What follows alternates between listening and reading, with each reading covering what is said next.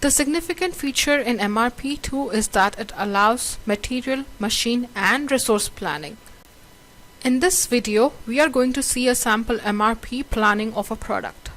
The first step is to create the raw materials and the finished goods in the product master. The next step is to create a bill of material where you will define the raw materials, subcomponents, parts, and the quantities required to manufacture the end product. Here you will select the output items in the Output tab. You will select the checkbox to mark it as the main product. You will select the raw materials and subcomponents in the Input tab. The subcomponents are displayed in bold text. You have to create BOM for each component separately. Click on Explode BOM button to view the items and subcomponents and their quantities required for an end product. The second step is to define the sequence of steps for manufacturing process in order to produce a product. Go to Routing screen where you will define the routing process for each process. You can define process-wise input and output. In the third step, you can either raise a planned independent order or a sales order or a forecast to start the production cycle. Here I have raised a sales order. The next step is to open the MRP process where you will find the list of pending orders which requires planning. You can filter the data based on date, customer, and product.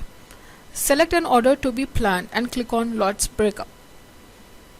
Here you can define the production batch size based on the product policy selected. Let us select Order to Order. Click on Preferences where you will select the preference for the production process. You can select either forward scheduling or backward scheduling based on the production order. You can also select either material requirement planning to schedule all the levels of the bill of material or master production schedule to schedule and plan for the level 1 hierarchy of BOM. With the help of these buttons, you can view the bill of material and routing associated to the production process. Now click on Schedule and raise the order. Here you can see the schedule as per the backward delivery concept with respect to the due date of the production order. Click on Explode BOM to view the BOM of the product for which we are planning MRP. Click on Planning.